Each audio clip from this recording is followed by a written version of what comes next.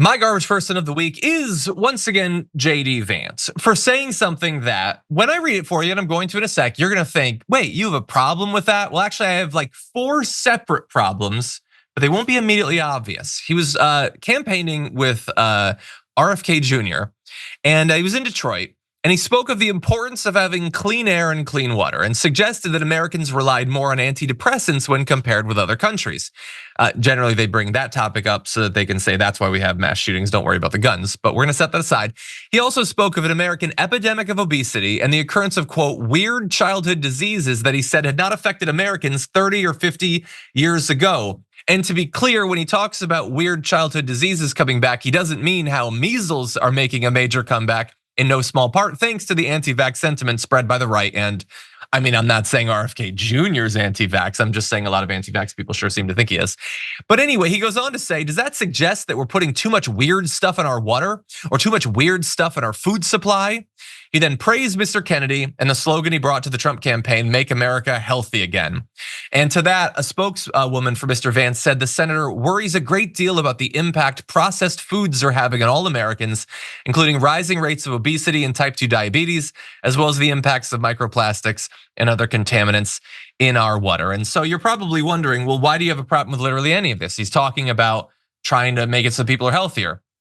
My issue fundamentally is that I don't think he actually cares at all about this, or at the very least won't actually do anything if he gets into office. I agree we shouldn't be pumping stuff into our water, and I don't like processed foods. I mean, obviously I like them on a personal level, but I think they're bad for us. That's not the issue. The issue is that he is trying to be the VP to Donald Trump. And Donald Trump has a very clear track record on these particular issues. During his first term in the White House, Trump put an end to more than 100 policies protecting the environment, such as bans on chemicals that have been proven to be major health threats. Trump just said in late September at a rally, do you ever notice this was such a big deal, the environmental stuff? I haven't heard the environmental stuff mentioned in 6 months. I was saying the other night, what the hell happened to the environment? They never talk about the environment anymore. You know why? It's one of the greatest scams of all time. People aren't buying it anymore. So JD Vance should know that Trump has already made that problem that he's identifying worse. And if he becomes president again, he's gonna make it even worse. But the bigger issue with that is, so what do we do about the water having chemicals pumped into it, the processed foods having all these unhealthy things in it? The answer is regulation. And we know where JD Vance and the Republicans stand on that. They are not going to regulate these industries, not if it costs these industries money. So forget about it, it's fake. Also, like again, the vaccine, like you guys are encouraging people to not trust medicine, not trust science. And now you're trying to guilt us about the stuff in the water. Like people are not gonna take anything seriously because they don't know how to process this information anymore. And the largest issue, and then I'll kick it to you, Brett, is, look, there is a reason they talk about clean air and clean water. And it's not because they care about the quality of the air or the water. It's so that they spend a couple of minutes sounding like they care about your health and the state of the natural world while not having to talk about climate. That's all it is. It's a massive ruse. It's a squirrel from doing anything about climate change. Those are my thoughts. Brett, what do you think about my garbage person? Right. I think it's a great point. And I want to just take a step back and talk about like a meta dynamic. All right. Here's what I think is wrong with a lot of the logic of people who support Trump. I understand they think that they don't like what a politician is now and they want something else. But just because something isn't the thing you don't like doesn't mean it's good. Even if something's the opposite of what, Donald Trump doesn't talk like a normal politician. He talks like the opposite of a politician.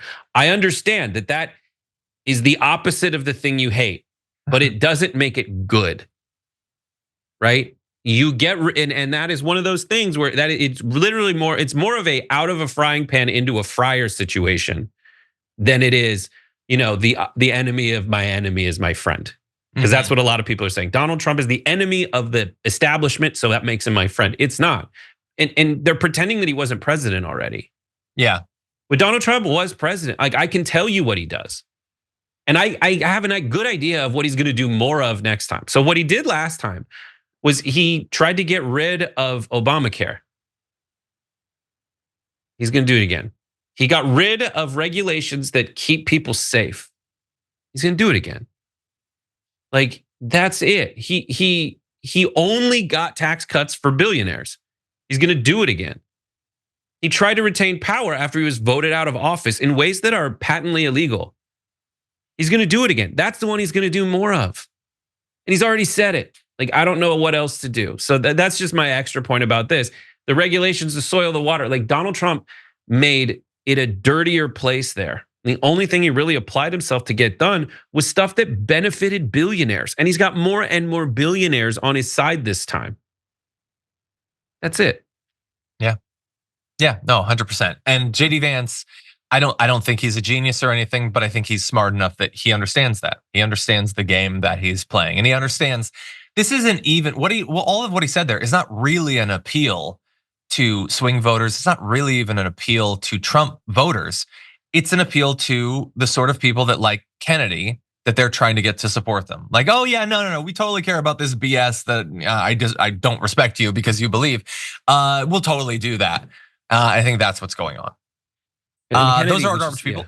The most politician dynasty family you can think of. Like, yeah, what are we 100%. doing? It's anti-establishment is what it is.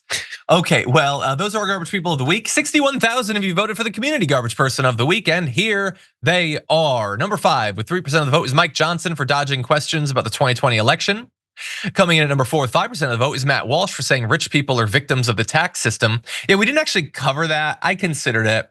He went on a long rant about how taxes are really, really mean because people who make 600,000 a year, $1 million a year, they basically end up with nothing after taxes. It was like the most mask off thing for Matt Walsh. But anyway, number 3 with 15% of the vote is Elon Musk for laughing about his assassination tweet. Your runner-up has 25% of the vote.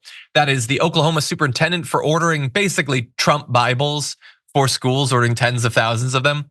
But 51% of you, a narrow majority, voted for Ron DeSantis for politicizing the Florida hurricanes and making it seem as if, no, those conspiracy theories aren't true in Florida because we're awesome and tough. We won't allow that stuff. So that was annoying to me. Thank you to the 61,000 of you who voted.